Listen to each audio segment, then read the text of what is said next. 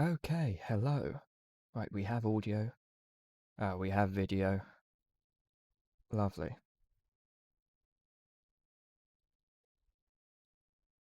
So we're playing a different game. This game is called Among Trees. I ought to know. Yeah, it is. Um, it's a survival game. You know, you craft things, find food, sleep. I'm assuming that anyway. I've not actually played it. I played it enough to make sure it works in my recording software for this video, which is to say I played it quite a lot because it's taken a while to get the audio working nicely and the video looking okay.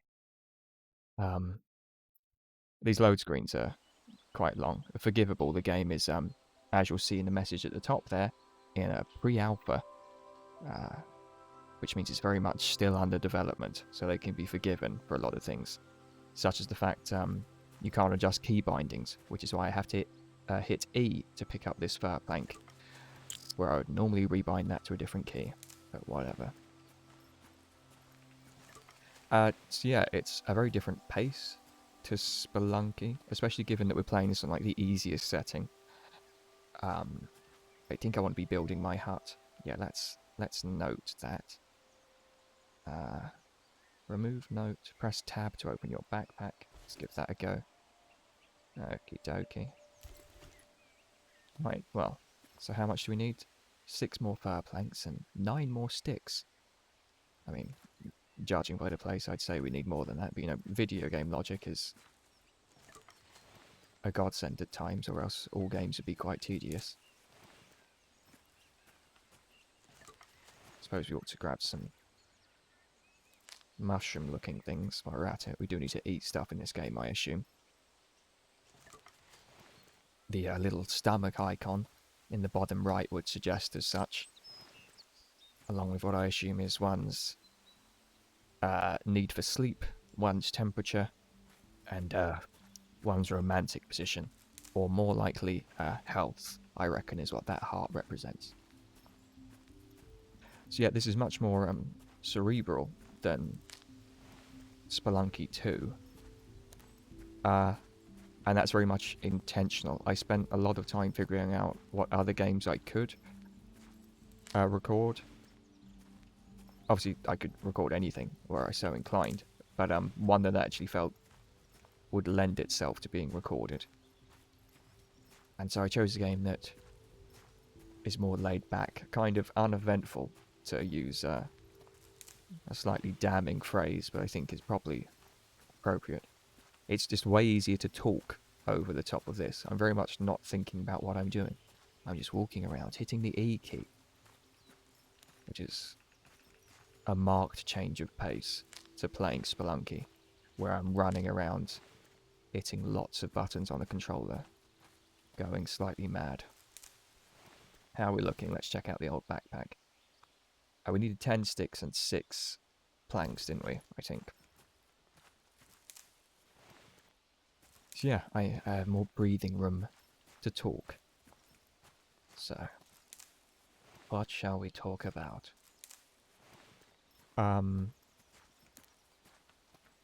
Well, I watched the last episode of The Mandalorian Season 2 today. We could talk about that. Obviously, that would entail lots of spoilers. So, if you've not seen it and you are concerned about having the story spoiled, I would recommend stopping the video here. Other than that, I'm going to... Oh, let's build that quick. Oh, I can sleep, save, and store things in there. That's good to know. Oh, it looks like you can add additional rooms to your house. Okay.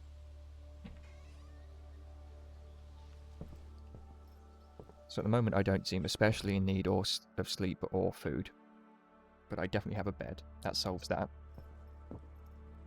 Oh, build a cooking room. I don't know if this is the sort of game where you'd be penalised for just eating mushrooms that you pick up. Because of course that's generally not advisable in real life. Very few mushrooms I think you can just eat off the ground. But I don't know if this is the sort of game that is going to care for that sort of play style, or whether it's a more laid back thing where you can just eat anything. We'll find out, I suppose. But let's make our objective to build a cooking room while we're on the subject. So let's add that to my notes. Right. Let's go find that stuff then. Bolts. That seems like it'd be hard to find. And driftwood. Is driftwood like a discrete item? Like, no one builds things specifically from driftwood, do they? Is driftwood a type of wood? I thought it was just wood in water. I could be showing my ignorance there. Anyway, yeah, The Mandalorian, Season 2. It was the final episode today. I know if I start talking about it, I'm going to sound like I hate the show. I don't. I really enjoyed The Mandalorian, and I enjoyed watching all the episodes. But I do have to say that most of my reservations about Season 2, like before it began, have been sort of borne out, as it were. My main concern was that The Mandalorian Season 2... I don't want to get too far from... Oh, there's an icon. Cool, so I'm not going to get lost.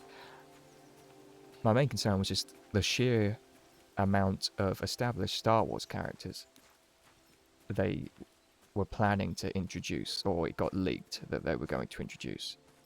And it does seem that every name that was suggested, they've all appeared in Season 2. Bo-Katan, Boba Fett. There's more than that.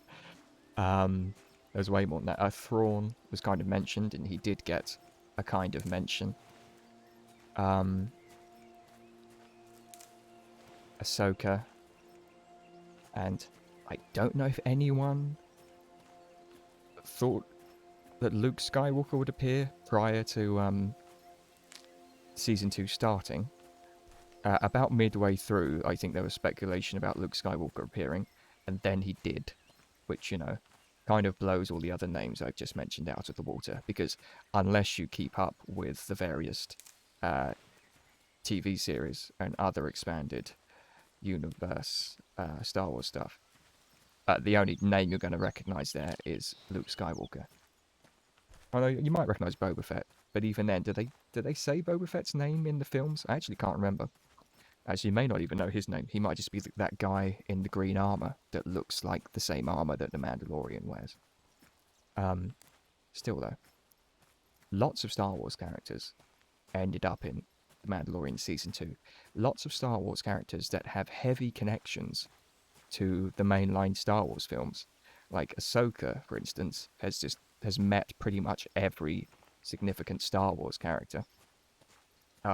Luke Skywalker is obviously a big deal. And yeah, the reason I was concerned that the game would end up doing that is... the TV series would end up doing that, was because The Mandalorian, I think, was remarkable and in many ways good because it was distinct from the rest of Star Wars. At least all the stuff we tend to associate with Star Wars on a narrative level. Oh, this is a bit spooky, this area we're walking into. Yeah, so The Mandalorian, while it had elements of all these things, they weren't at the forefront. So things like the Sith and the Jedi and the Force and the Skywalkers and the Palpatines and the Kenobis, all the things we associate with the Skywalker saga, as it's known. And I thought that was a good thing, because, like, no, it's meant to be a story set in this big galaxy a long time ago, far, far away. And yet, you know, the stories have been quite small in the films, you know, because they are this insular thing about one family, essentially. And it was nice to see a TV series that was recognisably Star Wars in many ways, but was telling a story from a different corner of that galaxy. But now suddenly Luke Skywalker's in it, and Ahsoka Tano's in it, and it's... I don't know, it's tonally not what I wanted from The Mandalorian. I can watch Rebels or Clone Wars if I want that sort of thing. And I do, but not in The Mandalorian. Oh, we're getting sleepy and hungry. I probably don't have an axe, do I, to crack that open? And yeah, I don't know, just this season I enjoyed less for that reason. It felt kind of messier. There was a nice simplicity to season 1 that this was lacking because of the inclusion of these kind of plot threads and having to get these characters in and to kind of crowbar them into the story. And also, like, it's not that I didn't enjoy them, it was cool seeing Ahsoka. It was cool having Luke appear.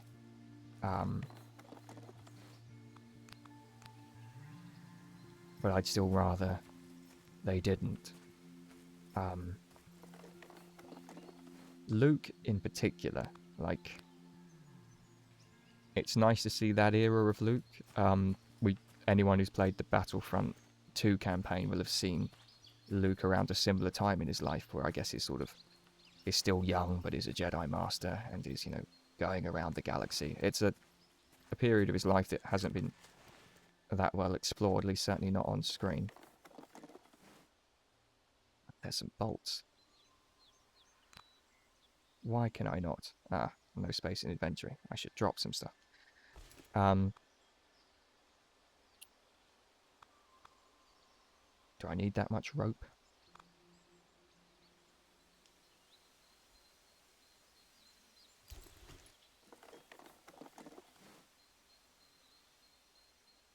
Perhaps the inventory is based on unique items rather than the amount of any given item. In which case, what does that do? Right. Let's just take a risk and do that. And also eat that. And that will free up 2 inventory slots, and I can pick these up. There we go. I'm like a pro gamer.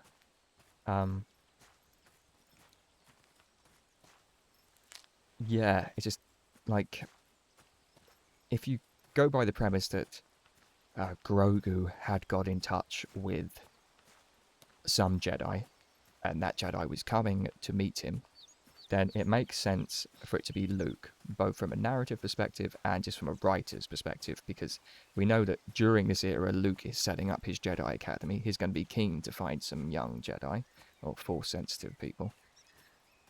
And also, the writers know that despite the inclusion of all these characters, that I'm sure your average Star Wars fan isn't aware of, the reveal of who the Jedi was going to be is a big enough deal that people are going to be interested. And it was clearly going to be treated as like is a stinger the right word? The sort of crescendo of season 2 was going to end on the Jedi reveal. And so you want to make that someone that people are excited by. And no one's going to be excited by Cal Kestis or Ezra Bridger turning up. I would have been, because I know who those people are. But your average Star Wars fan doesn't. And so really the only character that could have turned up then would have been Luke. Maybe Obi-Wan, but it would take so much jumping through hoops to get that to work. Like, Luke's the only Jedi, and it makes sense to have appeared in that moment. But that's if you assume we needed a Jedi to appear at all, and I'd rather they didn't go down that line. But they did. And as I say, it was cool seeing Luke. Although I've seen messages online saying how amazing the CGI was, and they've used it as an argument to say, well, why don't they just make an entire show about Luke at this age? I'm not a 3D digital artist, a VFX artist, I guess would be the less clunky and the more appropriate term. But I do know it is difficult making lifelike human faces. And if you can get them to look remotely good on screen, that is immensely commendable. That being said, though, I do not think Luke Skywalker looked good. He was looking a bit rough on his last outing in The Mandalorian. Yeah, like, I couldn't... Like, it was a mixture of things, of emotions. I saw that particular X-wing come in, and that was only confirmed by seeing the green lightsaber, the hooded figure, the single glove. I really didn't pick up enough stuff, did I? Let's have some. Let's have a little sleep. Um, yeah. So like, I had the thing of like, this is exciting. This is Luke Skywalker. Um, when really my thoughts should have been with like the characters of the Mandalorian, namely Grogu and is it Din, the Mandalorian's name? So Luke kind of stole their thunder, and then Luke's face stole Luke's own thunder from him because that's then all I could think about because it was very jarring looking. It didn't quite seem to track to his actual head. It was lifeless. His hair looked funny. He wasn't very emotive. Um, yeah, I would much rather they just recast him. Granted, that comes with its own problems, but maybe do a mixture. Recast someone that looks kind of similar. Maybe a bit of makeup, throw a bit of special effects on top if you need to. Visual effects rather. Um, I'm just going to eat a beet.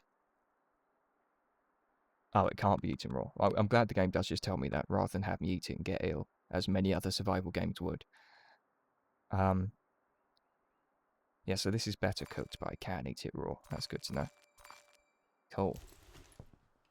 Right, so I guess we're still going to go up and try and find the stuff to build this. 3 bolts.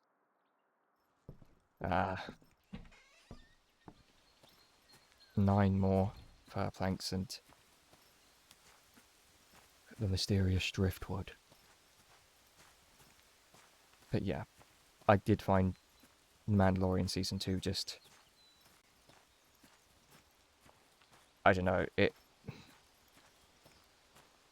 I'm always extremely hesitant to use this as a label for describing anything, even the thing that it is, because it's so often used by people that I consider to be quite unsavory types. But it did strike me as quite fan servicey. It was like, here's all these cool Star Wars things. Let's put them all into the, these few episodes in a way that feels quite uncomfortable and forced. The point that, again, this is a moment I found cool and it was nice, but it did make me roll my eyes, is when, at the very start, it was the first episode, wasn't it, with the Crate Dragon, we see a character wearing Boba Fett's armor, riding on Anakin Skywalker's pod racer, or at least a bit of it. Like, that's such an odd, unlikely confluence of Star Wars memorabilia. And I don't know, as I say, it was cool, but I did nearly roll my eyes out of my head at the sight of it. That being said, though, like the inclusion of the Crate Dragon was, I felt, a nice reference, because fans of Star Wars will know what a Crate Dragon is.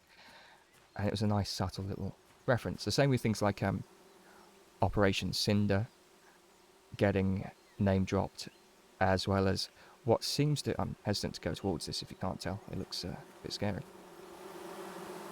Yeah. Oh, it is scary.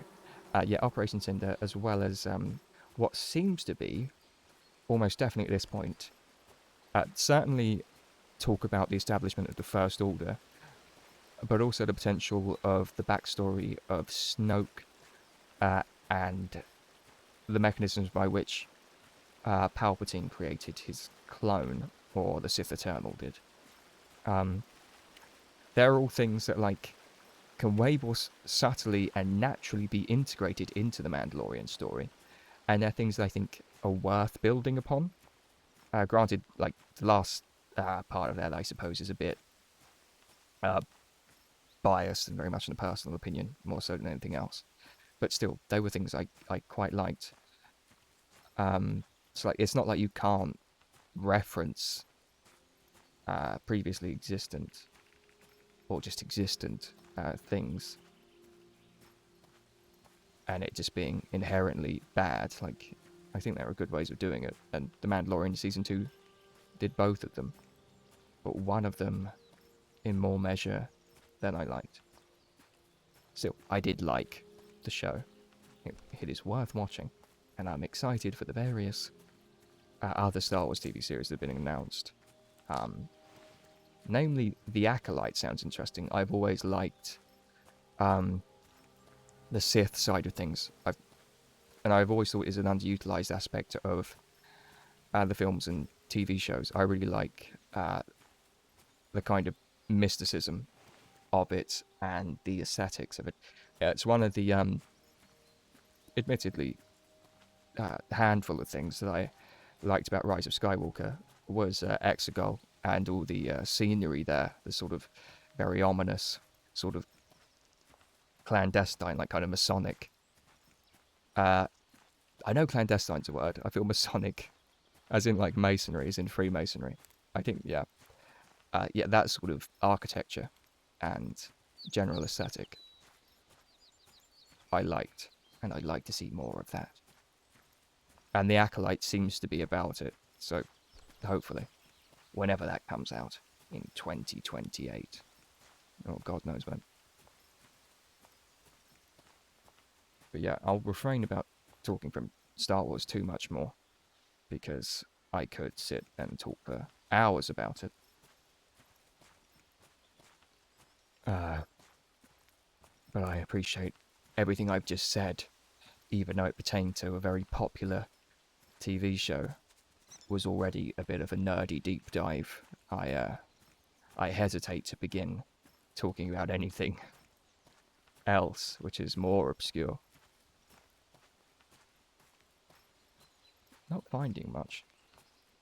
I think I can pick this up, can't I? I think I already had. Maybe not. What is in my inventory right now? These different types of seeds. Turnip. Well, why don't they stack? Stack limit 1. Okay. I guess that must mean they're valuable.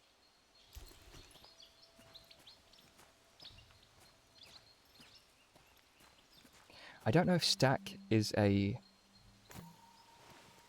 Is it a video game term? Does it originate from video games? I don't know. It's certainly the context with which I am the most familiar. But I find myself using it in real life occasionally because it is actually a useful phrase. And I just don't know if other people understand it. Like when I was working a while ago, someone was trying to um, apply multiple discounts to their bill. And I'm fairly certain I said, I don't know if those things stack. And like, it occurred to me that they might have thought that was an odd, nonsensical turn of phrase.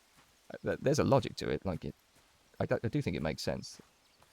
But I don't know whether, as I say, its origins are in video games. In which case, I guess not that many people will be familiar.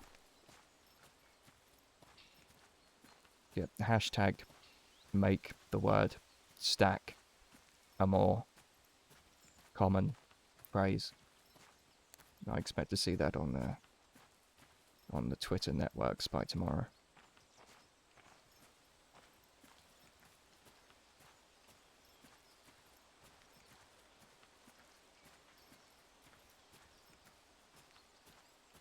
Yeah, this is very much the opposite of Spelunky, isn't it? Where Spelunky was incredibly heavy on gameplay. This is quite the inverse. I don't say that it's a bad thing. I like these sort of games, or else I wouldn't have forked out for it. I seldom buy new games. I'm quite stingy in that regard. Also, I have such a huge backlog of games that I haven't played. So large that you can't even really call it a backlog. I have no intention to play most of the games that I own. Thankfully, I own a lot of them because they were just gifted for free. Because that's one of the benefits of playing games on a PC. And actually, it's increasingly true of consoles. You end up just with a lot of free games. Many of them are very good, whether that's a huge AAA game, as it's called, or a little indie thing. I have lots of them. And so, yeah, I often resent buying new games because it seems a waste, especially when those new games are in the region of 40 to 60 pounds. I basically never do that. I'm of the sort that waits a year or two and picks up the game discounted and plays it then. Although I am very keen to play Assassin's Creed Valhalla, and that's currently, what with all the Christmas sales at the moment, it's kind of discounted. So, so yeah, I might get that. But I have been playing a lot of things at the moment, weirdly. I'm playing Control, which is a good game. It's made by Remedy, written by Sam Lake, who also made Max Payne, Alan Wake, and Quantum Break. A lot of rhyming stuff there. I think that's half intentional. Of those, I played Alan Wake, and I enjoyed Alan Wake, and Control is kind of very much evocative of it. In fact, it transpires that it's set in the same universe, because, you know, as the last decade has shown us, all fictional material must be part of a shared universe of some sort. Yeah, Control was very good. I also played, I played it entirely yesterday because it's a relatively short game, Senua's Sacrifice, which was enjoyable isn't the right word at all because it's an entirely unpleasant experience. But it's a very interesting game and very well made, well written, well acted. I recommend it. It's also very pretty. Having recently got a new graphics card, it's fun to be playing games that look quite nice again. It's been a while since I've been able to do that, at least to the extent to which I might like. This is a nice looking game. Incidentally, it's doing a lot with very little. Well, I would like a bit of visual variety. I'd like to hit a river, if only because I do need to find this driftwood. And as I say, I'm fairly certain that is where driftwood resides. I believe that is its namesake, as it were.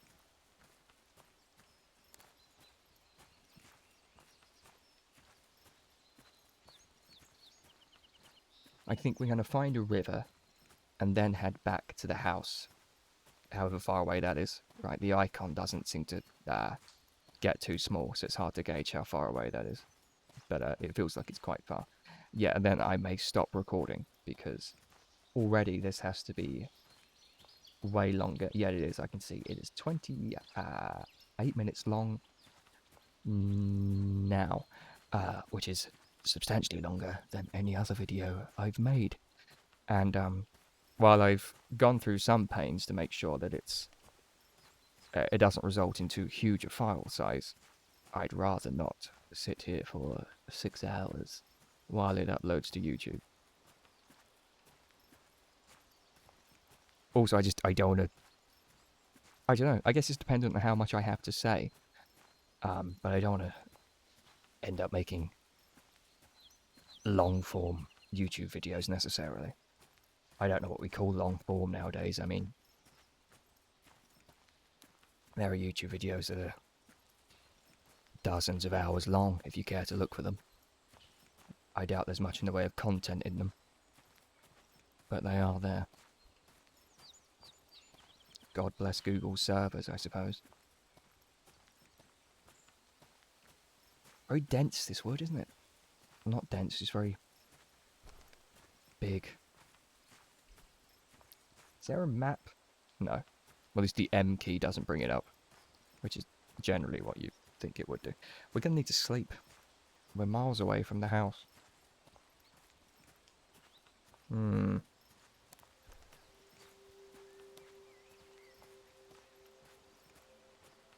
I run? I can run. I assume that's going to make me more tired. Oh, there's a stamina bar.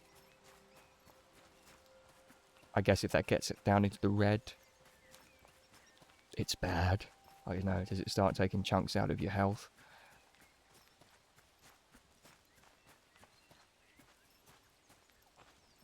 Rivers are generally down, aren't they? Like, I'm no survival expert, but I do know a bit about the sort of latent properties of the earth.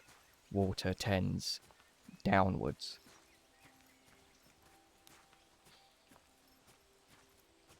Guys, I think I'm going to hit the sea before I hit a river. What happens if I don't sleep? Do I die? Perhaps we make this like a test run video where I just keep playing until I die. It doesn't seem the sort of game one would die in. It's very tranquil.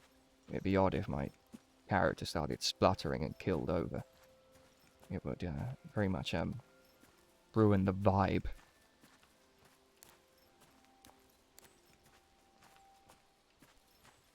Another crate. We don't have an axe. Do we remotely have the things to potentially make an axe? I assume sticks and a stone. That's how it works in most games, and in real life, I think. Maybe something to bind it with.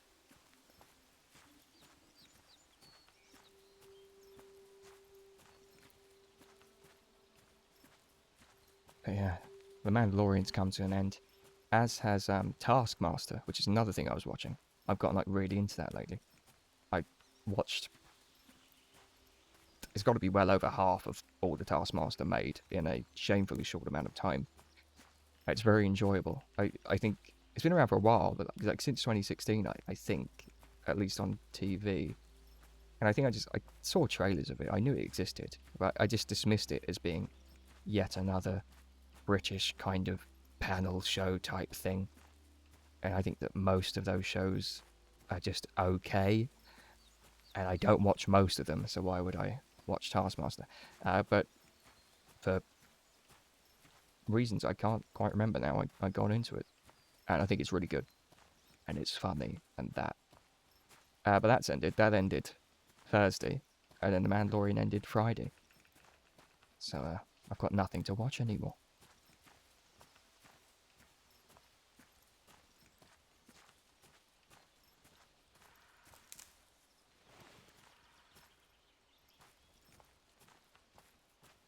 Right, so a lake. What appears to be a lake. Okay. Do I have any food on me that will up my sleep meter? Because some of them seem to, if you cook them. Yeah, I can't eat bolts or rope.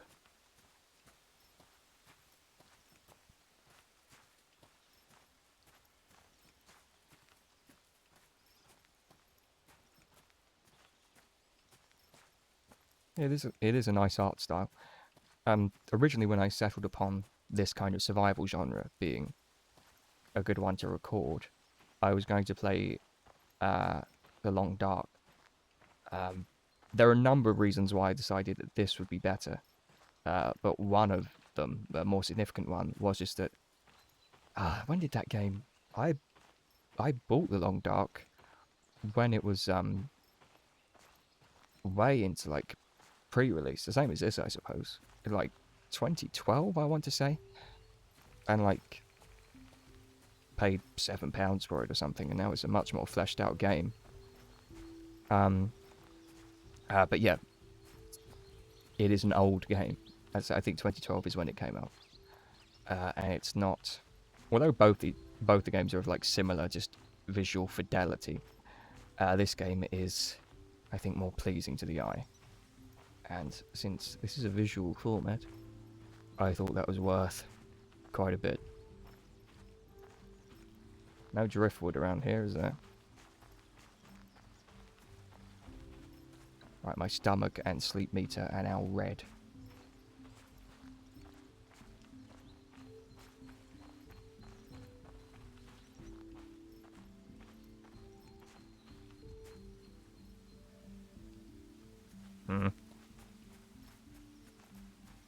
Yes, I know I'm sleepy, thank you.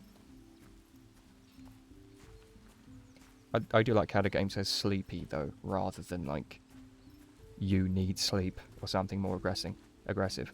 I mind you, starving is quite aggressive. It could have gone with hungry, or, like, your tummy's rumbling.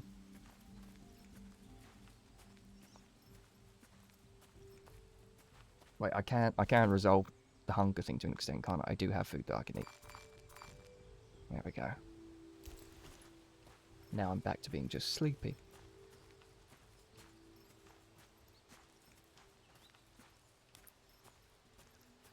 Yeah. Like, I don't know how riveting this is to watch. I suppose it's very much dependent on my uh, conversational skills, to use that word wrongly. It's not much of a conversation. Oh, now I'm cold as well. I didn't expect that to be a thing. I don't think this game, or at least I don't have access to, like, fire lighting mechanics. So I don't quite know how to resolve that. Let's just run back to the house.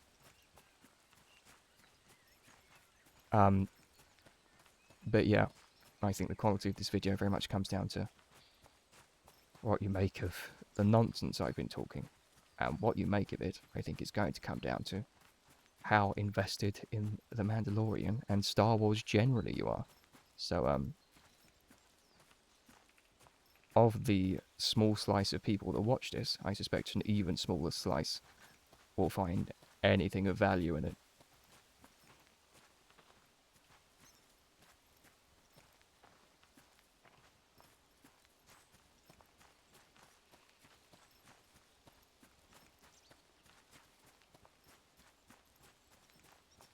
Come on.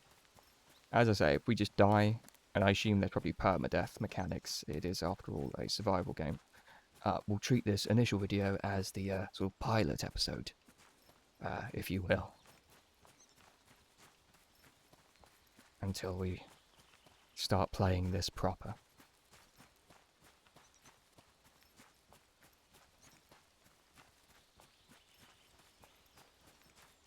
I'm going to keel over right in front of the bed, aren't I? I can feel it.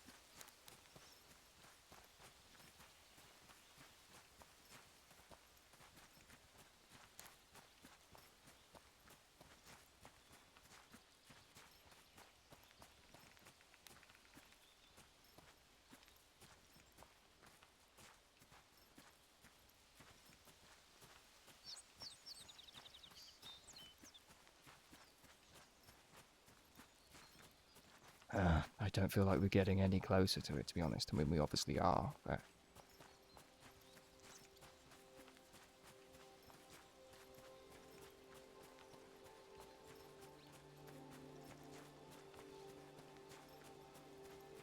there's now no longer a single speck in the sleep meter, and there's now suddenly abundance of red on the screen, which, irrespective of what game you're playing, is generally not a good sign.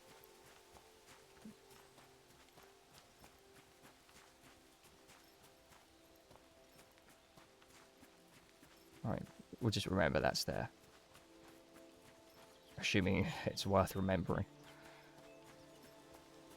Oh, my health's dropping there, look at that. I assume when that's hit 0, we do die. Huh.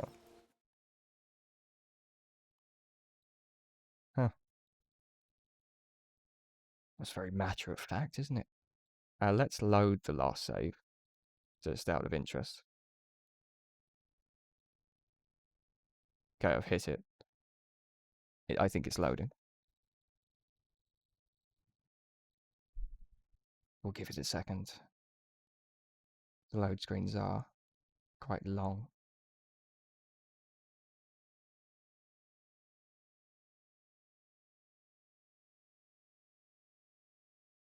And mind you, perhaps not, because it seems to have refreshed again without having done it. Oh, no, here we go.